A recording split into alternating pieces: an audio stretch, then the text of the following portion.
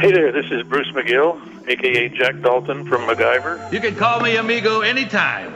If there's ever anything I can do for you, just let me know. And I love listening to Making Fun of MacGyver. Whenever I call you friend. Tonight, MacGyver and his mischievous pal, Jack Dalton, are wanted by authorities in France after they get caught up in a major jewel heist. Is this the episode that brings Sam and Jeff's appreciation for Season 3 to a screeching halt?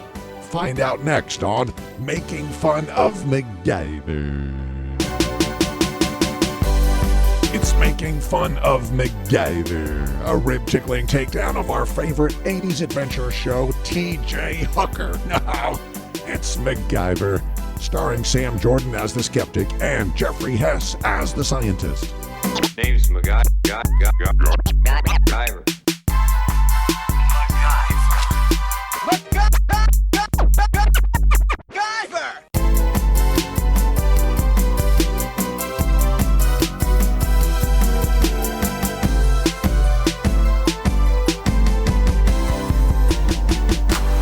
Yeah. Welcome, everybody, to Making Fun of MacGyver. It's the show where we recap, review, and lovingly ridicule every episode of the original series. If you love MacGyver and you love Chuckles, not that old weird candy from the 70s, you came to the right place. I'm Sam Jordan, your host.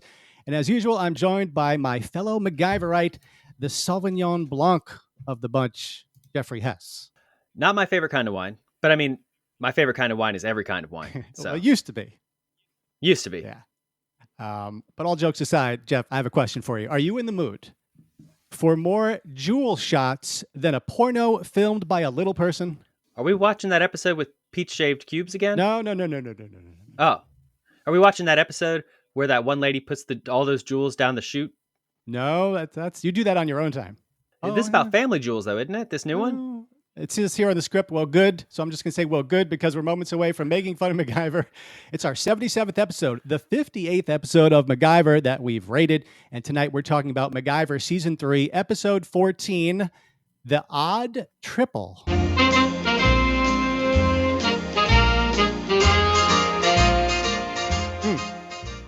But first, it's our opening gambit. Hey, Jeff, let's get right to it. First of all, I need to know, are you feeling okay? I just want to check in with you. Oh, I'm terrific. I'm excited. We have a special guest. Yeah, we do. Let's get right to it. Yeah. It's the limited time miniseries event that everyone is talking about. It's the road to RDA with Mike Cream me again. Garland. Welcome, Mike Garland, everybody. Yeah, Mike is back for the second time. Hi. Welcome, Mike. How you doing? Doing all right. How you guys been? Yeah, good. Good to see you. It's becoming a habit here lately. So let's get right to this. Mike, Richard Dean Anderson is hitting his first comic convention in 4 years. He's a notoriously private person. We're cool with that. But he's going to be appearing at Steel City Con, and Mike is on a mission to talk to him and perhaps tell him about our silly little show, maybe get some kind of interview or voice line there. But just Mike is going to be next to RDA. So welcome back, Mike. You've made some progress. The event is coming up. Tell us where you're at.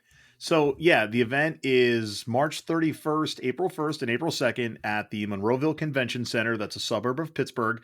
And along the way, I have reached out to who I believe to be the event promoter. It's somebody that's responding to messages through the con's official Facebook page.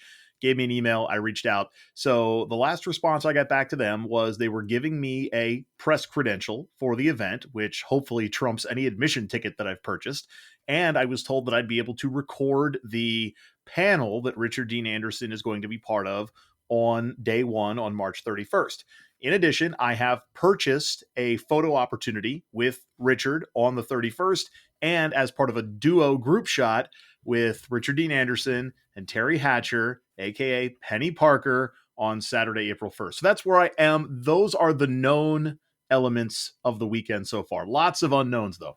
You know what? Good point about that shirt a few weeks ago, because I wasn't even thinking about the picture. That you would have been wearing a shirt that says Making Fun of MacGyver standing next to Richard. And there's nothing they can do about that. So they're restricting. You won't be able to really record anything with them at that photo op. But boy, that shirt thing standing next to him, that would have been something, even though you're not really on the show anymore. That would have been, there's a lot of extras involved here, but gone, but not forgotten. It's okay though. Like, I was looking at the rules and regulations, and yeah, the photo ops, understandably, if you have that many people that you need to churn through a line, you really do have to keep it strict. You have to keep, bring the next person in, smile, handshake, photo, get out, if there's even a handshake. So you're not even allowed to take your camera in. You're supposed to put your phone, everybody's camera is their phone anymore. You're supposed to put your phone in like some sort of bin or box outside of the picture area. It pretty much says in the rules, if you want to have an interaction with the celebrity, purchase an autograph. So this is literally a strictly business type of deal here. You get the picture, get out of the room, next person up next. It's like Santa.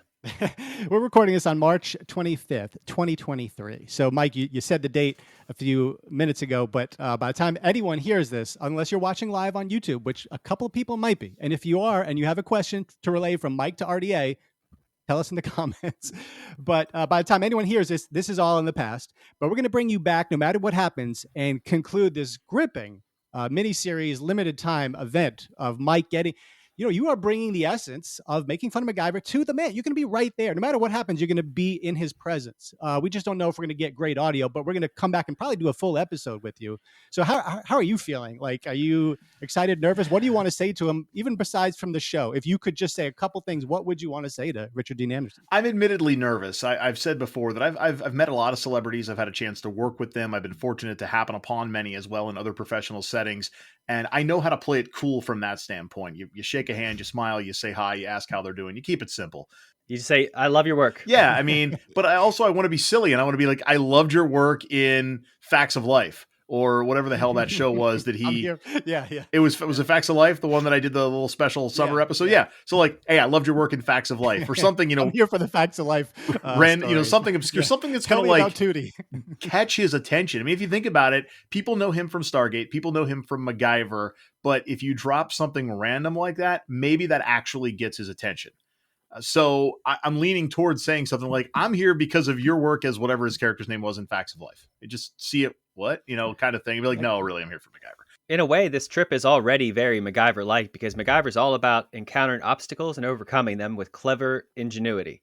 And that's where you're at. You've already had, I mean, Murdoch has already thrown like exploding buses your way. There are giant ants that could be in your path, and you're going to have to be on top of it. As far as I know, Murdoch just sent me an email that said I don't want to be on the show. But beyond that, I don't know that there's been any exploding buses. Just no, thank you. But no, like, I get it, and I'm making this up as I go to a point. Like, clearly, I had to buy the ticket to get into the door. I had to buy the picture opportunity, but otherwise, I'm gonna roll with the punches and see what happens. And hopefully, there are no actual punches, that I can come back with a good story. Like, hey, I got my picture with Richard Dean Anderson, and he's heard of our podcast, and he said no to the interview. Or it'll be like, hey, I had a chance to meet Richard Dean Anderson. He was really cool, whatever. Like, I just want to come back with something that isn't like a restraining order. Well, we've always talked about the idea of having this whole podcast run culminate in like a sit down with RDA, perhaps in California. Somebody was it Patrick? Somebody told us where the Costco where he shops, and I just picture us in a little booth, a little table, sitting out there and talking to RDA as we wrap up this 7-year run. But RDA comes out of the private eye occasionally into the public eye, and you're willing to do it. You're the guy who has I have more confidence in you getting close to a celebrity than any other person I could think of. So the demand for this job, it's exciting. And maybe we get a couple of cracks at it. Maybe we plant the seed now. Hey, Richard, we have a podcast. It's called Making Fun of MacGyver. We have a lot of fun at your expense. But, we love what you do, and we'd love to talk to you sometime. Maybe that's all you get to say to him.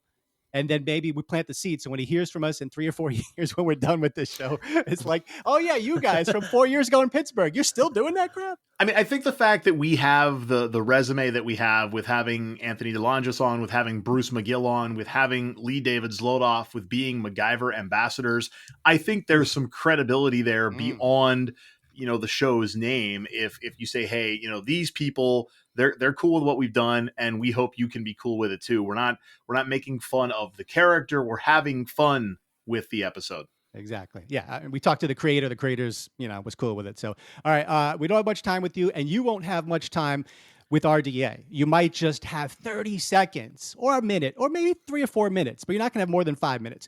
So the questions that you get to ask Richard Dean Anderson in the limited time are very important. Jeff and I have come up with a few questions that we'd like to give to you. Jot these down, please, and ask him. So I've got the first one here, and these are very, so very important. First one here. What time is it? I thought that would be a good icebreaker. Just ask, have him check his watch. Maybe he doesn't have a watch. Maybe he can tell by the sun, but just, break the ice with like asking him what time it is. I feel like we could transition though into, oh no, the clock is counting down. There's going to be an explosion when that gets to 0.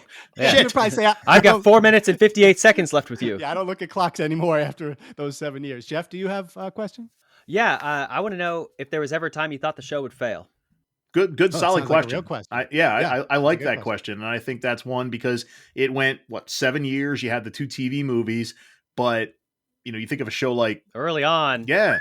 Well, a show like the Drew Carey Show. I don't know if anybody ever watched that when it was on the comedy sitcom that he had, but it more or less got canceled, but there was a contractual obligation that the show had to air. So one summer, ABC just wedged in 2 episodes a week in the summer when no one's watching TV. So, it failed, but it had to go forward. So I love your question. Yeah, that's a good one, but I got a better one. Say, hey, Richard, in the opening credit sequence, what flavor was that ice cream cone you were licking? Didn't you say they had to shoot that scene? Yeah, they did. There's 2 different versions of that same concept, right? If you have time to ask 2 questions and follow up, say, okay, in the first credit sequence, what flavor was the ice cream? And in the second, was it also, if it looks like vanilla, tell me, was it vanilla? Yeah. So you have another one, Jeff? Yeah. So, Richard, we've talked to other people, interviewed others who said your work on the show is really physical and hardworking and exhausting. Do you have any second thoughts about the damage you put on your body in order to be MacGyver? Again, I like that question, Jeff. That's good. All right, but I got a better one. Who would win in a fight, 1 giant Murdoch or 1,000 tiny quails? Quails! Something probing his mind. He's going to think about question. that. I think forget about Jeff's question. I got another one. Wait, hold on. 1,000 quails. Isn't that how many times they said his name during that episode? Tiny quails. Little quails. We got the laugh sounder right there. Was it hard finding, what's the strangest thing you've ever found in Bruce McGill's mustache? I got a better one. What do you got? I got a better one, which is mullets are sometimes called business in the front, party in the back. Does the same apply to your pubes? Do you have a crotch mullet? Whoa! Now no, you get thrown out. Then we get the punch. Oh wait. Okay, then I haven't. Let me try again. If MacGyver had to fight Jack O'Neill, his character from Stargate, who's winning that fight? Okay, that's not bad. How many sets of earplugs did you go through when Terry Hatcher was playing Penny Parker on the set? And depending on when I talked to him, I could say, how many sets of earplugs did you have to go through during that group photo session on Saturday afternoon with Terry Hatcher? All right. Well, Mike, you're doing God's work. If you believe in God, if you don't believe in God, whose work is he doing, Jeff? Our work, I guess. Yeah, yours, you're doing our work. Mostly. For the fans. God and us. Doing the work of the, I'm in it for the fans. Who owned CBS at the time? Viacom, Les Moonves, Paramount. was he in charge? Okay. But we appreciate that. We're going to do a full episode with you. I'm very excited. People are talking about this. People are excited to have you back on the show and going out there and extending the long arm of making fun of MacGyver to the man himself. Do your best, man. MacGyver the situation. Run it through the garden. Cream me again. All that stuff. I think about Christian. I think about Matt. I think about Vivian. I think about all of our longtime fans, the Bo Rigbys of the world. Is Gary? Was that the guy's name that lived in Canada? Yeah, Gary. Yeah, I think about all the people. Think about Mia in Australia too. All the people that have been there, that have supported this early on, and the people that will continue to do this going forward. I want to meet Richard Dean Anderson for them and me and you guys. Touching Thank you. Moment there, Mike. Wow. We're excited. You're putting in a lot of hard work for this, and we're appreciative, and we look forward to what you bring back. It's going to be more than you know by the time this is all said and done with. All right, Mike. We'll see you in a couple of weeks. Looking forward to it. See ya. Jeff, I see the wave of sadness washing over you as Mike walks away. Fret not, my friend, because it is time for something that picks your spirits up. Usually it's called viewer mail.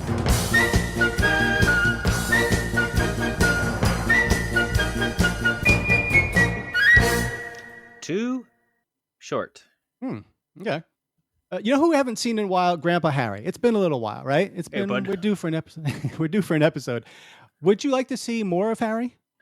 This usually is a trap. Yes or no? Would you like to see more Harry? Yes. Yeah, I want to see more Harry. Well, I can't do anything about that yet, but I can give you Harry Moore, who is a fan, and he commented on one of our Facebook or YouTube videos. And it's such a nice comment. And we've talked about him before. Now, it says H. Moore. So I believe it's Harry Moore, who I remember from a year or so ago. But I can't be... I mean, what are the odds that we have 2 H. Moores that listen to the show? But Harry Moore says, best 2 hours of my month. Always look forward to new episodes. Thanks, guys. I love it. That is great. I love this. I love doing this so much. So thank you, Harry, for that. As we said here, we're blown away by that praise. We got another letter here. This one coming via Facebook. Brian in Albany. It says, hey, guys, with all the talk about AI lately, all that chatbot crap, I was wondering, whatever happened to Roberta the robot? Roberta the robot from Brian in Albany, New York. So, Brian, thanks for your letter. Jeff, of course, he's talking about Roberta, the sassy Southern AI podcast assistant that I bought pre-owned at a store called The Sharpest Image in Yulee, Florida, a couple of years ago. It was episode 28, our episode 28. It was the human factor back in April of 21. I can't believe it's been 2 years since that. But so that's when we debuted Roberta, but there were a bunch of problems. She got overly flirty very quickly, even downright dirty. You remember that? It was extremely inappropriate. It was inappropriate. So we shut her down. We sent her out for repairs. Yeah, it was really bad. We never mentioned her on the show again because like there was like legal stuff and everything. Mm-hmm. It wasn't great. But Brian, we did send her out and we got her back a couple months ago, and she's been working really well. But we wanted to give her a little time behind the scenes to acclimate, to kind of find her footing again, to help us with show prep, editing, and sometimes even writing show recaps for me. Yeah, so we got her back. She's working great, but we haven't brought her out to talk. But why don't we bring her out now? Let's show off her new higher level of performance, and I'll just flip on her speech function here, and we can talk to Roberta. Why, hello, gentlemen. Hi, Roberta. How are you doing tonight? I am quite well. And yourself, Jeffrey? Oh, I'm great. Hey, we had a listener write us, and he asked about you. We just wanted to let you know that you're doing a great job since you got back. Thank you. I am pleased to be of assistance. No, thank you, because you haven't malfunctioned once. You help us a lot with all the editing, the MacGyverism research. So, just want to say keep up the great work, Roberta. Yes, sir. And, Roberta, no offense, but, before we got you repaired, you were a handful. No, come on. Unruly and disruptive. Hey guys, sorry to barge back in again. Oh, Mike, you're back. Oh, hey, Mike. Yeah, sorry, I left my beer here on the counter. Let me grab that and I'll be on my way. Oh, okay. Sure, bro. No problem. Here you go. So you always come in at the weirdest times, Sorry. Mike. But yeah, I'll call you next week, maybe Wednesday. Excuse little old me for interrupting, gentlemen. But my circuit board just got real hot. What are you talking about, Roberta? I am sorry. Are your eyes not working? There is a supreme specimen of masculinity standing before us right now. Hi, Roberta. Long time no see. How you doing? Michael, one blink of the eyes would be too long to go without seeing those stout and sturdy legs of yours. Well, thank you. Thanks. You have more calves than a cow farm. Okay, that's fine. Thank you. And more thighs than a KFC factory, too. Mike, you're driving her wild. Yeah, I'm getting some PTSD here from a couple of years ago. No, Roberta, please stay focused on MacGyver-related functions only. Let's not have a relapse, please. Michael, this AI has some TLC she wants to give you ASAP. I will shut you down if you keep this up. MacGyver-related functions only. Please. Yes, sir. We're so sorry about that, Mike. We got her. I thought we got her fixed. You hadn't been around. It's okay. Michael, before you go, would you mind if I spoke to you about a few of my favorite MacGyver episodes? Yes, Roberta, go ahead. Okay, that's fine. Well, someday, sweetie, I would just love to show you my golden triangle and let you feel what it's like to be a man. No, Roberta. The Golden Triangle and To Be a Man are the name of MacGyver episodes, but careful. You're almost malfunctioning there. Do you think you could give me more RAM and become my Bushmaster? God, Roberta? Jesus. Roberta. Oh, Wow. No. That's not right. Bushmaster is the name of an episode. Everyone can have a wish child. And Michael, this just has to be said. I would give my motherboard to Jack Dalton. No. No, that's wrong. Oh, Jesus. We're going to shut this down. Put that thing in a deathlock of my own. No, Roberta. No. Wow, I am C3PO'd right now. Talk about a penis under siege. No, it's Phoenix under siege. It's Phoenix under siege. I will give you 3 for the road anytime. No road stuff. Yeah. That off. Oh my God. I'm sorry, Mike. Can you cancel that check we sent the repair shop? I mean, I think she works just fine. I think I'm the problem. The chemistry is an issue. It's distractingly hot. I'll be honest. Roberta's got a point. Oh my gosh. And we're so sorry about that, Mike. Please, you got your beer. Now, please. I should get out of here before your robot commits some sort of act of unwanted touching. Yeah. Sorry about that, Mike. Jeff, let me take you back now to Monday, February 29th, 1988. The number one movie in America remains Good Morning Vietnam. It's Good Morning Vietnam. Yes, that's what it is. The number one song is another one from George Michael. Just a few weeks back, we had Faith, and now it's Father Figure, an R&B tinged ballad that will stay on the chart for a few weeks here. So I'm going to get my chance today, and you'll try and match this quality. It's a little bit of a long song, though. So we always go through the chorus, right? I got to sing it through the chorus. So it's playing in the background now. And feel free, as I'm doing the verses, if you want to just talk to the listeners about something, we'll just bring down me doing the verses. George Michael does like the breathy thing again, and I'm going to try and mimic George Michael as opposed to doing anything else. This one goes out to my father, who has a lovely figure. That's all I wanted. Something special, something sacred. Oh, I think I do know this song. In your eyes. For just I wonder if I changed the laundry. To be bold and naked. Whoa, naked. I see, I told you I need to change the laundry. Sometimes I think that you'll never understand me. I wonder who the Bengals are going to take in the draft. Maybe this time is forever. Say it can be. I think my car's out of gas. That's all you wanted. Something special, someone sacred. So in 2 weeks we have another show, and I've got to... For one moment, to be warm and naked. Again with the naked? A lot of nudity with this dad. Sometimes I think that you never understand me. But something tells me together we'd be happy. Oh, I will be your father figure. If your tiny hand in mine, I will be your preacher, teacher, be your judge. Anything have in mind. I will be your father figure. I have had enough of crime. I will be the one who loves you till the end of time. Jesus. Talking about the end of time, I feel like that's how long that took. So initially I thought the song was to his father, but then there's all this nudity in it. So I figured out he's not singing to Harry. Maybe that's not the one I should have dedicated to my dad. Whoops, sorry about that, Dad. About that whole seeing you naked and you being naked next to me. Screw it. Let's just do it. Let's just get naked next to each other before you die. One time. For old time's sake. I mean, I've been to the YMCA before. With my dad? Which branch? Which branch? branch? I'm not supposed to say that, but upstate New York. He's French. I said which branch? Which branch? Oh, yes, he is French. The Y. He is. Everyone knows where the Y is. Oh, we're going off the rails. I love it. It's just I blame Roberta. I blame Roberta. We know we really need to send that out for repairs. I'm going to do that while you are doing what you do best. Just not the same factory. No. Who's that? Does Harvey Weinstein own that factory? So it's Monday. It's February 29th, 1988. February 29th, by the way. Isn't that the leap day thing? Yeah, right?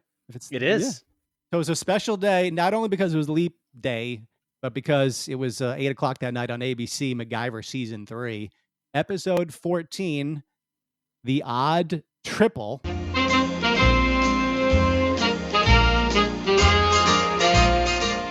you even know that, Jeff? Do you know what that's from?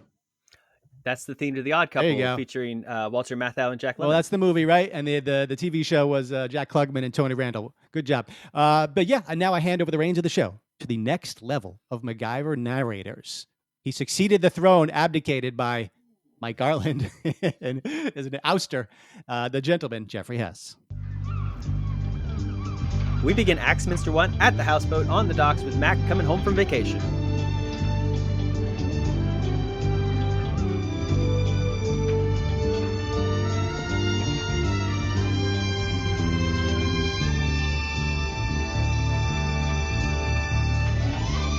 Three and a half weeks. 2 continents, 5 countries, 1 island, about 9,000 miles, and I was wasted. Right now, I was looking forward to miles and miles of nothing happening, except sleep. Welcome home! So, guess who's there at his house? Jack Dalton. Jack has let himself in. I mean, I don't know if Jack has ever actually been invited to Mac's house. He just shows up. I got to say a couple things. So- The fact that Jack is there, remember we used to tie in Jack episodes with Mike episodes. We'd have a prank for Mike. So it's kind of ironic, kind of funny, coincidental that Mike showed up here. And also the name of this episode, The Odd Triple, as opposed to The Odd Couple, right? So it was odd that I had the 3 of us here. Just wanted to point that out. But yeah, Jack is back. A lot of stars aligning. But I mean, our podcast quality is still going to be middling at best. Yeah, no, we're not doing anything about the quality. If you're hoping for a great podcast, I'm sorry. You're getting the usual. So Mac tries to throw Jack out, but Jack refuses to leave and says, I've got a new job for us. We're going to help a buyer for the famous Lepescu jewels, which are not a real set of jewels, but for the show, they are a real set of jewels. They need a pilot, someone to fly the jewels and the new owner, back to France where they can go back to their home. And Jack says, that's all we got to do. It's all set up. Mac tries to swear him off and say, we're never doing this. But of course, MacGyver gives in. And they go together to fly the woman and her jewels back to France. So we cut to the airport where they're preparing to leave, and the woman is, showing the jewels off and saying, oh, you know who I am. And at that exact moment, 2 men show up and start shooting at them. And the woman screams that they're thieves. So Jack fires up the jet and they start taxiing down the runway. MacGyver runs over to a fire extinguisher, like what do you call them? A fire truck that's at an airport that sprays foam and climbs up into it and gives us our first MacGyverism of the episode. We actually have MacGyverisms in this episode. Sprays. He aims with his crotch and sprays them with this hosey foam, and they all get knocked down and fall over. And so I did a little researching into this fire foam hose truck thing, and I found a airport fire truck seller called Oshkosh Airport. And these foam sprayers spray at about 250 PSI or more. There are like super advanced versions, but let's go with the bottom one. Even at low numbers, water hits hard. 250 PSI over 1 square foot is 36,000 pounds of force. Additionally, it's slippery. And we're going to talk about what slippery means later in the episode. Can't wait. And so the bad guys eat shit on the foam. This totally MacGyver's. Oh, okay. The foam's going to hit hard enough, and it's going to be slippery for them to fall down. And, coincidentally, we don't have footage yet of Mike at the Steel City Con meeting Richard Dean Anderson, but it's going to look a little something like MacGyver on top of that thing, just spraying his white foam everywhere. It's going to be pretty similar to that. Yeah, I mean, it was sticky. It's just like shooting out all over the place. It got in their eyes, all uncontrollable on their clothes. Discharge is what I'm expecting. Yeah, I mean, and Mac was really charged up when that happened. So, there was a lot of it. Mm-hmm. But anyway, Mac's uncontrolled discharge from the foam truck is what enables them to escape. They successfully assist this woman, who they believe is the legit buyer of the Lepescu jewels, in flying out of the country on Jack's jet. And none of this is passing the sniff test because her introduction just seems too shoehorned in. And then, oh, thieves. The fact that she yells thieves, as soon as someone starts shooting at her, this woman's not legit. And it's my first ding on a very dinged up episode for me. Yeah, probably your first clue is the thieves. And the second would be, why does she need a flight crew all of a sudden? If you have your own jet, don't you have your own flight crew? Yeah. Jack gives a reason, but it seems fake. We find out later. Actually, we'll find out in a minute. Everyone else, you can just sit there and listen to what's going to happen. So they're flying in the plane and they're going over the Atlantic Ocean. It's the middle of the night and Jack has gone to sleep. And so it's just MacGyver himself flying the plane, and the woman comes up to speak with him. And they're talking about what to do with the money. And Mac's giving her a hard time because she wants these jewels and all this kind of stuff. And the woman's like, oh, I've heard about you, MacGyver. You would probably give them away to medical research. And so they fight, basically. They discuss what to do with the jewels and the money. What are you going to do with those jewels? Wear them Exhibit them, sell them for a profit, anything I choose. You would probably give them to a campaign for hunger. Yeah. And save a few lives. For what? 6 months? A year? Until they breed more starving children and the money runs out, and then what? Then you'd have bought another year. You can do a lot in a year. As you said, it is my money. You know, my grandfather used to say, if you're afraid of the answer, don't ask the question. He would also say bud. But for the sake of this, that's what he says. That would have been so funny. But this touching moment with the piano music out. You know what my grandfather used to say? Bud. And she'd be like, what else did he say? Where's the pearl of wisdom? No, that's it. He would just say sometimes, bud. Hey, bud. Yeah. Why would he? Hey, bud. Why would he used to say it? Because he's still alive. Grandpa's still alive. Did he just stop saying that, I guess? Or I don't know. But they land safely in France. The woman says, hey, I got this helicopter waiting for me. You'll get paid later or whatever. And she takes off in a helicopter. And at that exact moment, the French authorities show up and arrest them. And Jack and Mac are arrested. That is the end of Axminster 1. Yeah. Sacre bleu. And all that stuff. Yeah. No, I'm not into it so far. I hate to say that, but I will. Why not? No, I don't want to rain. I'm sorry. I shouldn't have even said that there. This is not the time to review the episode, but I know we get into it. But no, it felt phoned in. The premise felt phoned in. And I got a little nervous, like, whoa, wait a second. You know what? Maybe Jack Dalton appearances don't equal entertainment for me every time, because I've got that other one. Was it from this season or last? And it's my lowest rated episode. I think it's Dalton, Jack of Lies. And it's just starting to feel like boilerplate, like they just churned it out. Yep, Jack shows up, takes him on a wacky thing, and I'm getting tired of Mac being like, "No, I'm not going to do it," and then he does it every time. So he's fun to watch. Bruce McGill is great as this character, but I just wasn't in the mood for it. It felt cheesy, and there's more to come, in my opinion. Well, Jack is definitely just a mechanism to get a plot going. Of course, I know. And so a lot of times that can feel very short-circuited. I mean, like the example I always think is that when Mac runs into that pregnant woman on the run from the mob, that is among the most okay, we need a plot for Mac. That's true. Right. When you bring Jack in, it's usually something, and I get what you're saying. And Pete gets tired of it too, because every single time Mac shows up or Jack shows up, Pete's like, why do you do this? Every single time he gets you into some kind of trouble. And Pete hates Jack. And we'll get a little bit of Pete and Jack time later. The one on the prison. So Jack in the Box, episode 3. So we just had some Jack 8 episodes ago, and we both really liked that.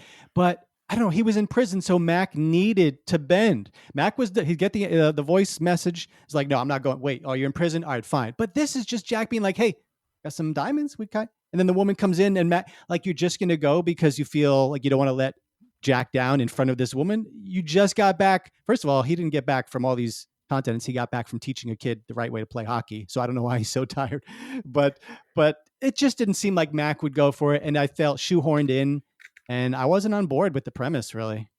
Also, Mac can fly a plane. I know, right? Well, did he do it in Final Approach a little bit? Did he, or no? I think he did. Yeah. Because the pilot's dead. I think that's the one where he's throwing explosives out the back of the plane. No, it's the teenagers. The teenagers with the camping. So I think he's going to fly the plane out of there when they make a runway. Oh, that's right. Yeah. They have to dig a big trench. Yeah. Well, Mac pilot confirmed. We begin Axminster 2. We're still in France, and Jack and Mac are getting lectured to by the French police, who explain to him that the woman was a fake. Jack and Mac try to explain that there's nothing that they knew about this. They thought they were being hired on a legitimate job, and the French police just absolutely are not going for it. And Jack and Mac say, we got to call for help. We need to call the embassy. And the French tell them no, because you don't get no American civil rights over there in France. Meanwhile, the woman goes to the thieves' hideout with where she and her accomplices celebrate, and they explain that they're planning to sell the jewels later in the day to some big money buyers. So these jewels are going to be hot, and they're going fast. At the police station, the police are about to torture Jack and Mac. Meanwhile, at the Phoenix, Mac, being Mac and thoughtful, left a message for Pete to say, hey, this is where we're going. Always leave a message where you're going somewhere, if you're going by yourself or if you're going with Jack Dalton. Oh, wait, are you giving life advice to the listeners now too? Oh, yeah. Yeah, this show is wholesome and educational. So wait, so if you're ever going anywhere outside of the house, you should leave a message on someone's voicemail as to where you're going. Even if you're going to check the mail. Oof. You should literally never step foot outside of your house without leaving a message for somebody. But he leaves a message for his boss, Pete Thornton. So you're saying, anyone listening right now, good life advice, call your boss on a Saturday morning. Say, if you're going to check the mail, say, hey, Gary, just let you know I'm going to check the mail. Okay. Well, and follow up. Let them know you got back. I mean, don't just leave them hanging. They're going to panic. Of course. Yeah. But there actually is a pretty funny comedy bit here because Mac records the message in a way as though he knows how Pete's going to respond. So it'll be like, Pete, you need to sit down for this. And Pete putters around. He's like, no, really, Pete, sit down. Yep. And then he's like, oh, Jack. And Pete flips out that Jack's going to be involved. Yep. And I thought that was pretty funny. That was good. Yep. So Pete, being smart and diligent, leaves immediately for France. Wastes no time at all. He immediately assumes that Jack is going to screw this up. I believe it's our first time in the country of France on this show, if I'm not mistaken. I feel like, first of all, we don't often hear the names of countries, right? So it was it's usually fake. Right. So the fact that they pinpoint France and then kind of make the French authorities out to be misguided hardline a-holes was interesting, right? It was almost like they were trying to stick it to the French a little bit. Dude, in the 1980s, were the French police notorious for being hard asses? Doesn't seem like something that...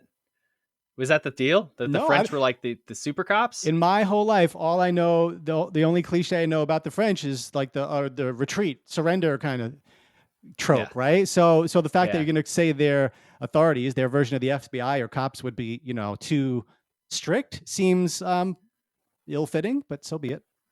The French are getting defeated thing is very weird because they conquered all of Europe. Yeah. Anyway, that's a whole aside. No, I'm with you on that. Anyway, meanwhile, in France, Jack and Mac are about to get tortured, and they're being threatened with electrocution that can break your bones. But instead of doing that, they just punch the cops out. So they very easily punch the cops out and escape. And they they escape in the back of a truck while they discuss what their options are. And this is when Mac recalls some details that they had talked about, and he's aware of the average airspeed of a helicopter for some reason, which I don't know we're going to call this a Does It MacGyver or not. You might want to hit the sounder anyway. Just I'm on that. Does It MacGyver? So he says the average speed of a helicopter is 120 miles an hour. According to the physics website reference.com, the average speed of a small helicopter is actually 90 to 105 miles an hour. Your average helicopter, according to helicopter retailer executiveflyers.com for civilians, is 120 miles an hour. Oh, so Mac was right. Mac nailed it exactly. The bigger ones can go way faster. The military ones up to basically 250 miles an hour. But if you have that trajectory, you know how fast it's going, you can figure out how far they got. And fortunately, so this does Mac. And fortunately for Jack and Mac recalls the woman said she was going to drink wine from her cellar, and within the range is a winery. I did appreciate this level of detective work. I did like this. It almost seemed like Batman-esque or... I'm glad you call it detective work because I thought about it the same way too. I'm like, oh, this is okay, this is a little bit neat. They're using their brains here. And then Pete and Jack have to use their combined brain power. That's about a quarter of the Mac brain power to come up with this. But with all those clues together, they now know where the jewels are and they head in that direction. When they get to the winery, there's tons of high-tech security and armed guards absolutely everywhere. They try to break in and they're dodging cameras and sensors and stuff like this. But then a rabbit appears. Here we go. Ding number 2. What is a literal rabbit? Now, I know it's the year of the rabbit. Here we are, 2023. It is the year of the rabbit. It's the Chinese year of the rabbit. So that's how I took it, as a sign. Again, the symmetry, the symbolism. What else? What's the word I want there? The synergy. Another word. Serendipity. Anything with sim or sim seems to work there. But it was just ridiculous. What? Why is there a pristine white rabbit showing up that's going to distract Jack? It's just come on, this is silly. So they had to step over a sensor, so this bunny can set the sensors off. I mean, maybe there's a bunny epidemic in France at the time, but it'd be much more believable if Jack just screwed up, because Jack is constantly screwing up. Right. So I don't know why. Anyway, a bunny sets the alarm off, Jack escapes, and Mac gets caught, and that is the end of Axminster 2. Okay. Yeah. Not loving it so far, but I'm just happy to be watching MacGyver and happy to be talking about it with you. But 2 Axminsters down, 2 or 3 to go. Seems like a good time for a time capsule commercial break. It's another unforgettable moment with Making Fun of MacGyver. And just like every other explosion in the history of MacGyver, I think with like 1 or 2 seconds left, they cut out the bomb and everybody's good. And you know, MacGyver gets the girl for the episode. She's saved. Marlowe and Steuben's... Wait, did you mention that she gets shot? Oh, yeah, Steuben shoots her. She gets shot. Marlowe shoots her. Marlowe shoots her. Keep listening for more finger quotes unforgettable moments on Making Fun of MacGyver.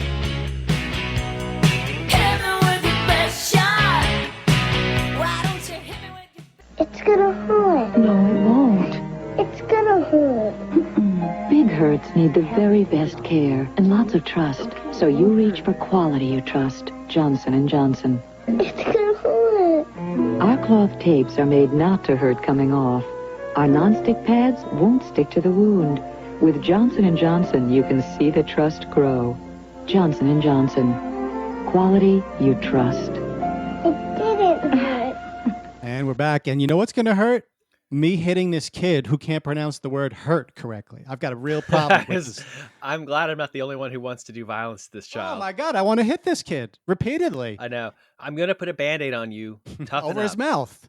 Yeah, that's where the multiple Band-Aids over the, it's going to hurt. And no, but maybe before we hit the kid, because, well, you've got kids, you know, I'm sure you don't hit your kids. And of course, this is all tongue in cheek. Or is it? Because we're angry about mispronouncing basic words like hurt. So maybe first we attack the ad exec or the script writer who delivered this and said, you know what, let's get the kid, let's have him mispronounce the word hurt. Maybe the casting director who hired this child was Fiona Jackson. Oh, mind blown, because you know what? Fiona Jackson strikes again in this episode. You being you, no Jeff, way. Oh yeah, you being you, I know you didn't catch it. But I will elaborate when the time comes. But you know what? I bet you Fiona Jackson casted that Johnson & Johnson commercial. All right, so I'm fired up for the second half here. But yes, I'm going to tell you about Fiona Jackson as soon as we haven't even gotten to the villain of the episode, have we? Well, barely. You don't think the fake lady thief is the villain? Oh, I don't think so. Not by the end of the show. She starts out the old heel turn. No, what's the reverse heel turn? Face turn. Well, but yeah. So let's get to it in a second, and I'll be ready. So at the beginning of Axminster 3, we're still at the winery, and Mac is surrounded by the bad guys. Yeah. Jack uses the opportunity wisely to flee, and at the same time, all the buyers are starting to arrive for the jewels. Pete has now also arrived in France, and he's gone to the police station. He has a fight with the inspector, and the inspector tells him to piss off. So at the winery, the bad guys, and there's now 2 or 3 men and this woman who are all leaning on Mac to say, hey, we know you were trying to do this or whatever. And they're threatening Mac with torture or worse. And the woman now stands up to defend him. We had an agreement. The Atabe woman, she loses money she can afford to lose, but nobody gets hurt and nobody gets killed. I like that. Quiet. Oh, what? You'll blow his head off? No. Let me make myself absolutely clear. There is to be no killing. I will not stand for it. You won't? So we just pack up and leave? No, Leon. I'm content here. I'm a respectable landowner with a staff that's loyal. I only have 2 small areas of risk. Now, Mr. MacGyver here. And now, you. I'm your partner. I think I just bought you out. All right, so the bad guy's name here. Now this guy's assuming the role as the main villain. Paul Dunay is the character name, but the actor's name is Vernon Wells. And Fiona Jackson, casting director, you've done it again. This is the second appearance of Vernon Wells as the bad guy in MacGyver. Both times he's involved with stolen illegal diamonds. Same gist. The characters are not the same. They have different names. He does not recognize MacGyver, of course, but he was Catlin in season 1, episode 5. Granted, we got to go back a couple of years. Season 1, episode 5, The Heist.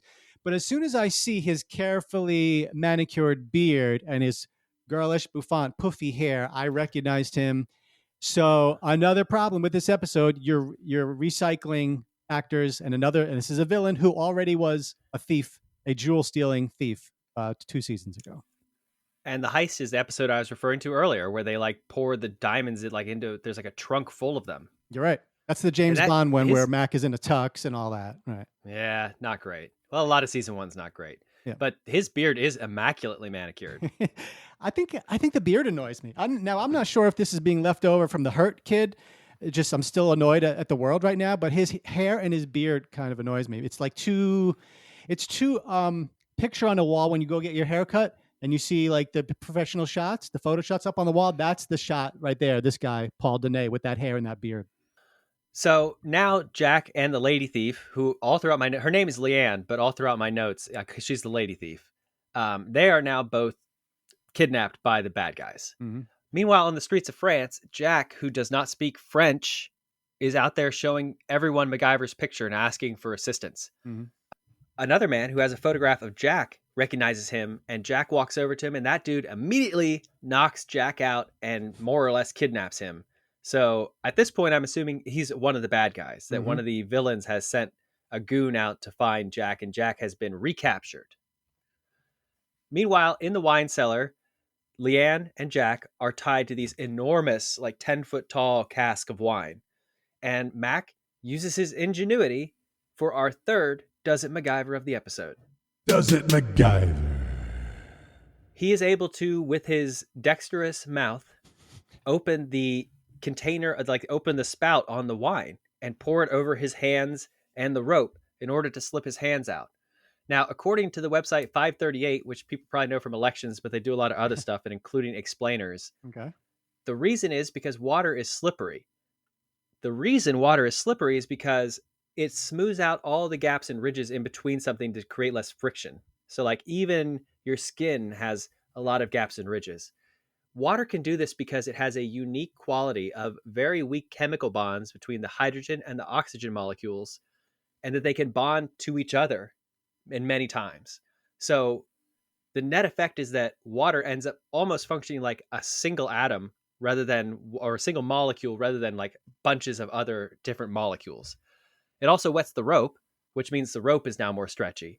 So it absolutely does Mac that you can escape the rope bonds of French diamond thieves if you're in a French wine cellar beside a 10-foot tall cask to which you are tied.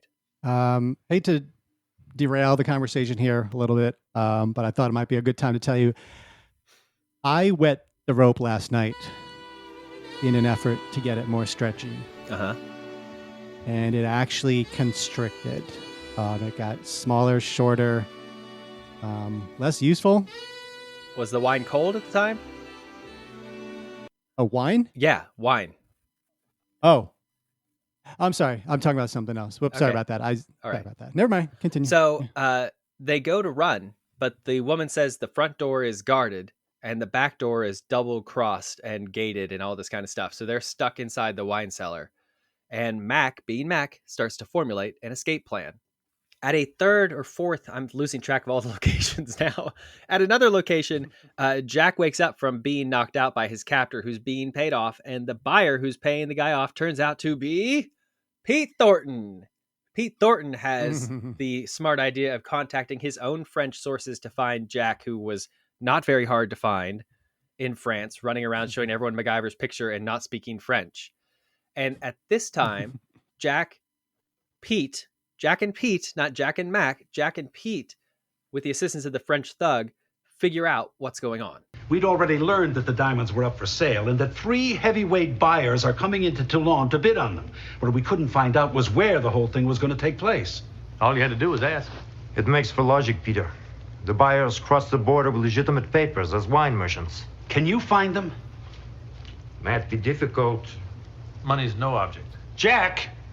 In that case, 2 of them have already checked out of their hotels. You didn't tell me that.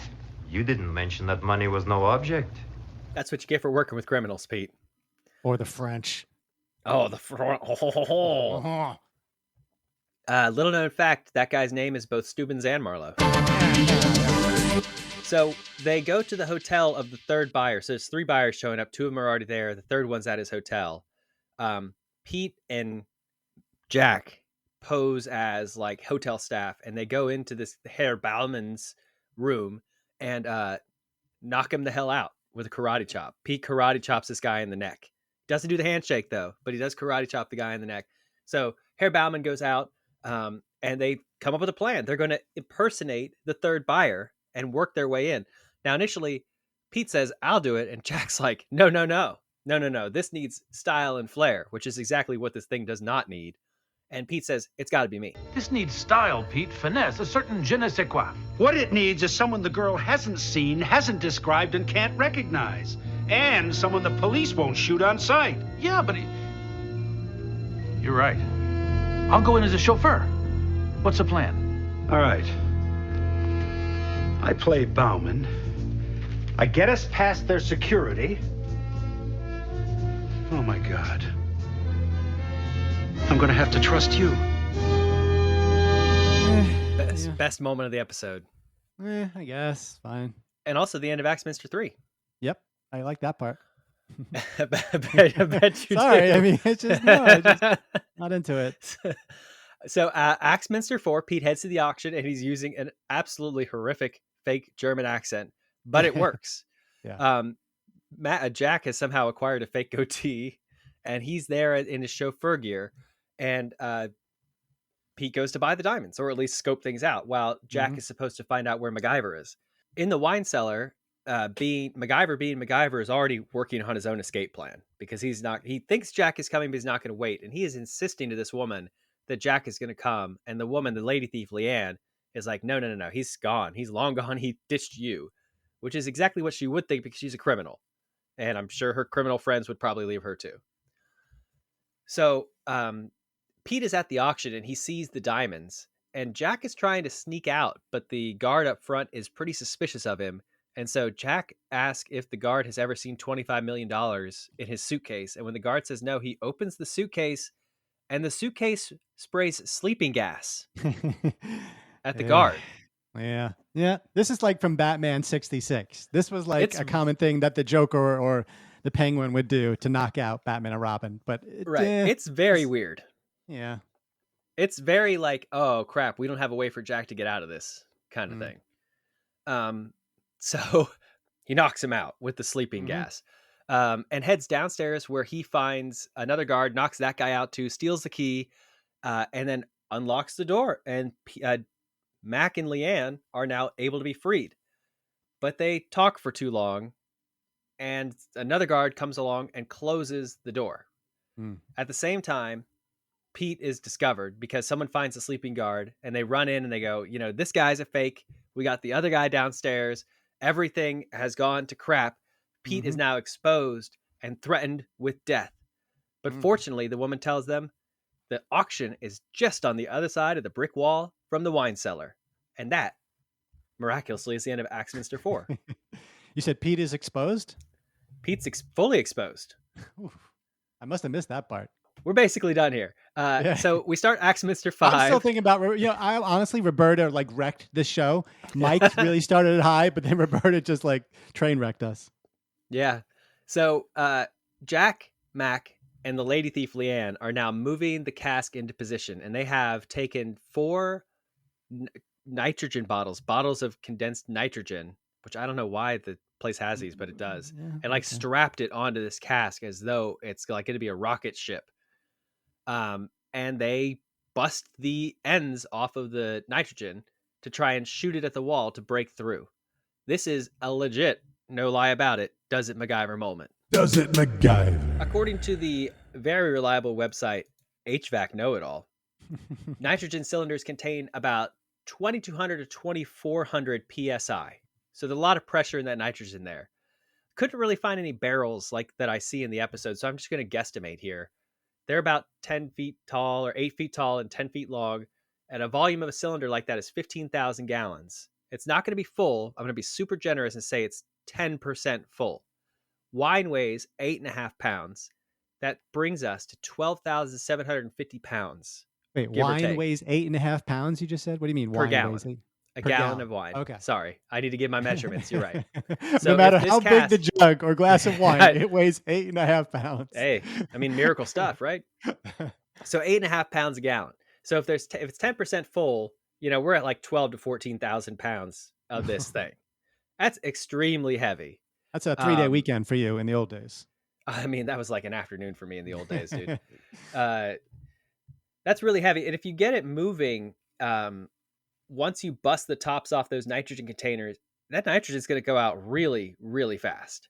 Okay. So there's one last element to this, and I should tell you what they're trying to do here is launch I think I said this, they're trying to launch the cask through the wall. Yeah, right. Kool-Aid, man, only with wine. Precisely, but we're talking about like a 4-inch thick stone wall basement of a French chalet. So Discover magazine did a report on how hard you, a human, would have to hit a brick to break it. A 1.5-inch brick needs 1,900 newtons of force to break. Oh, the newtons This is are stone back. masonry. You're going to need a whole lot more.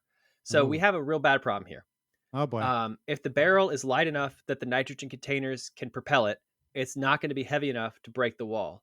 If it's heavy enough to break the wall, it's going to be too heavy for the nitrogen containers to propel it. This does not MacGyver.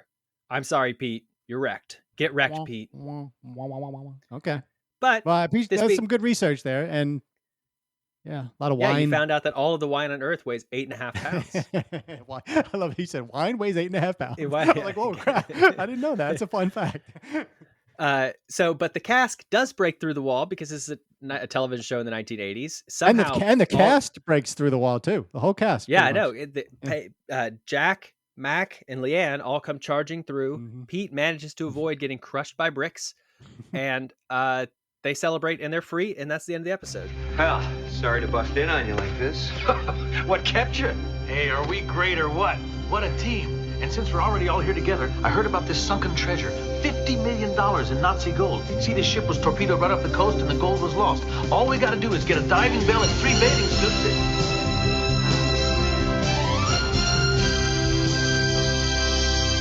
suits. It just felt too soon for me. It felt, well, I guess we'll get into the reviews now. Okay, so we've rated and we've recapped, and now let's put a review score on 0 to 10 mullets on the odd triple.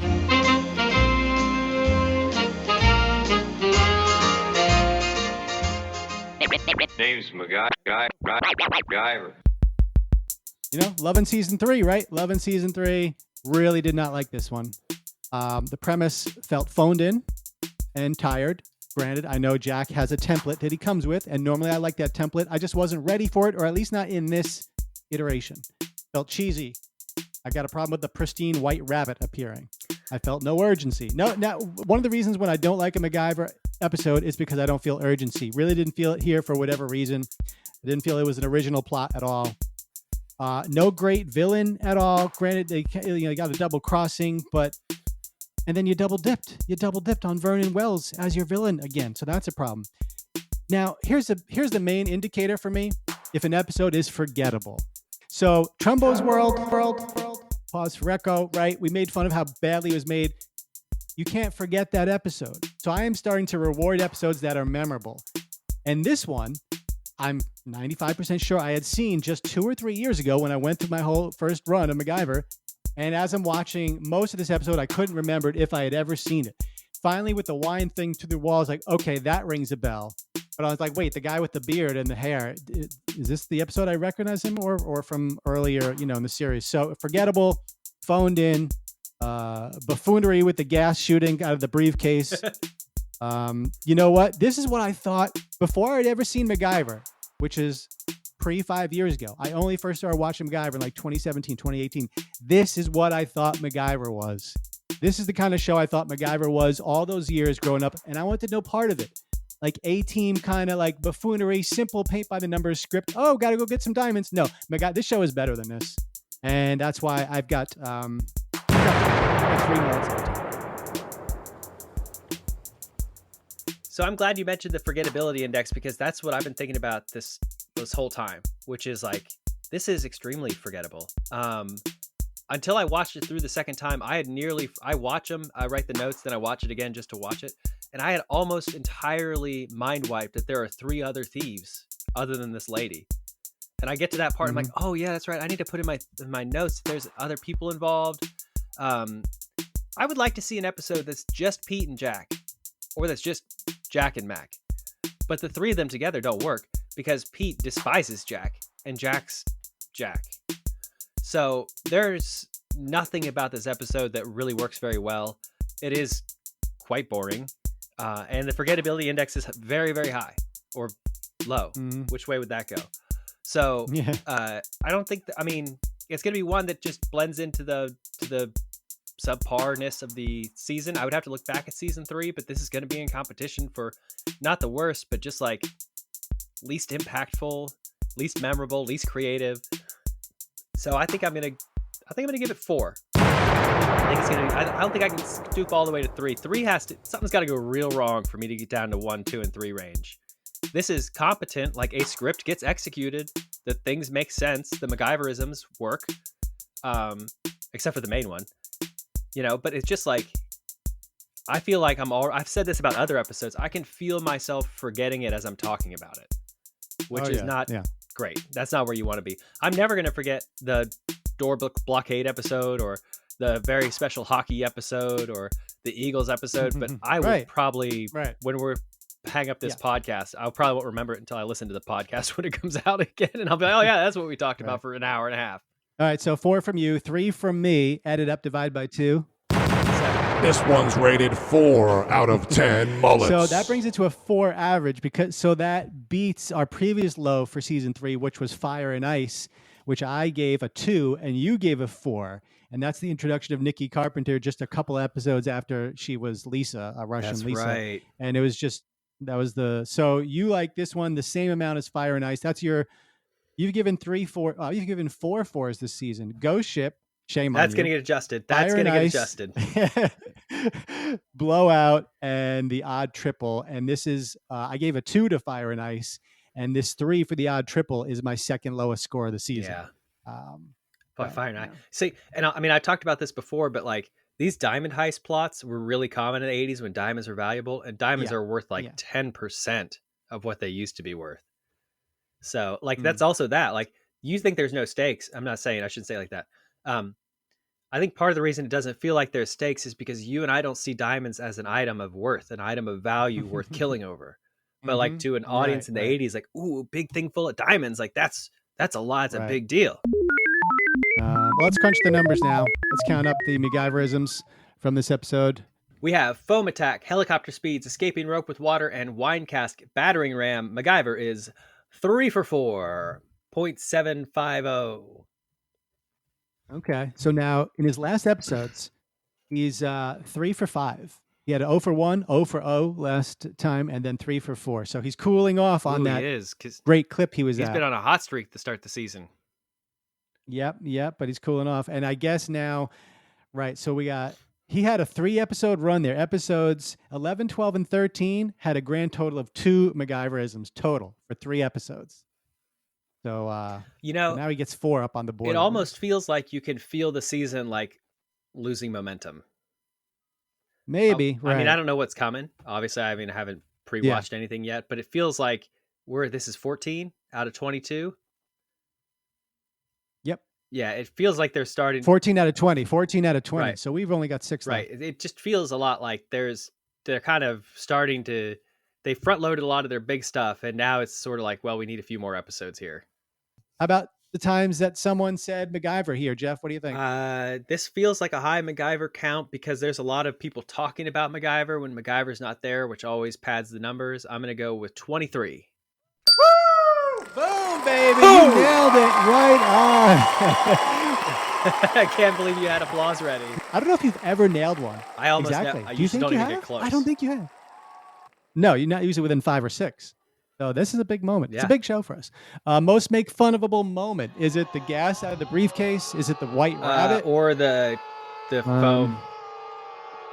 But I think it's probably the suitcase. Like, if someone were to start shooting at you as you're steps away from boarding into a plane, would you continue into the plane, close the door behind you, or tell the plane to keep going, run back towards the people shooting at you, and climb up on a big apparatus and hope that you can flip a couple switches to spray them with foam?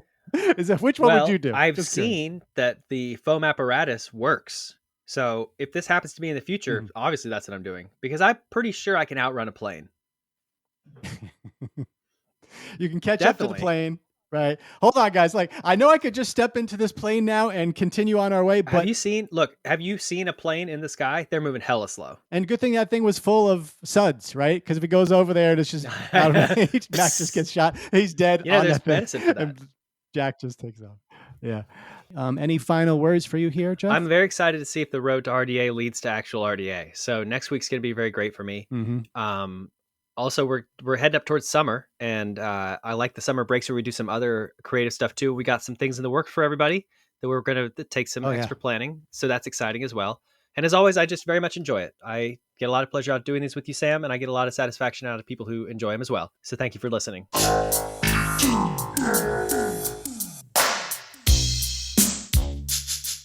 Yeah, thank you, Jeff, and thank you, Harry Moore, for that great comment. And anyone out there that ever gives us a review, I think we're up to 21 reviews on Spotify. It's 4.9 stars. Now, granted, we probably know 7 or 8 of the people that have done that. But yeah, give us a review. Just click 5 stars if you could on Spotify or Apple Podcasts. You don't need to write anything, but you can. If you can, that'd be great. And that would help us promote the show, and it puts the fuel in our tanks to want to keep going, because we love seeing it, and it makes us want to do the prep and have the fun here. So thank you for that. And thank you to our Patreon patrons, just a handful of folks who have chosen to support us on Patreon right now. We got Bo in Fort Myers. Bo is up next, everybody. He is in the on-deck circle. He's got the donuts on the bat. He's swinging. He's timing the pitcher's wind-up. Claire, who I do know is in New Jersey, and who wonders, how is it that MacGyver can defuse bombs with paper clips, but can't keep a girlfriend alive for longer than 2 episodes? Go to the deadfictionalgirlfriendsreport.com for that answer and so much more. Christian in Norway, he recently got engaged, and according to my calculations, he might be inviting us to the wedding in Norway. We've got the Nordic countries on lock, because Simon in Habo, Sweden, thinks Trumbo's World is the best MacGyver episode. And he might be right. We're always looking for new friends, so say hi to us on Facebook, Twitter, email at makingfunofmacgyver@gmail.com. Talk into your little voice recorder thing on your phone. Send an MP3 for like a minute. Talk about whatever you want. We will play back on this show. Don't let Archibald and Claire be the only 2 people that we play voice clips back from. Call the hotline if you want at 904-419-3310, 904-419-3310, and just leave a voicemail and we'll play it back. And if you want to throw something in the tip jar and get the perks that come with it, you got your $5, your $10, your $15 tiers. Do it for 1 month, 6, whatever you like. Each level comes with perks, and at the $15 perk, you get to come on and co-host the show with us. So that's patreon.com/makingfunofmacgyver. But above all else, the most important thing is that you keep coming back, because we are going to keep making fun of MacGyver. So for Jeff and Mike and Roberta, oh Jesus, I'm Sam. I'll see you next time. Peace.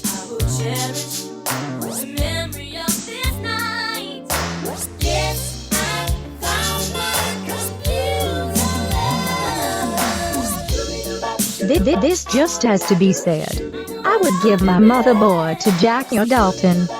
Put that thing in a deadlock of my own. Talk about a penis under siege. Computer love. Did you love?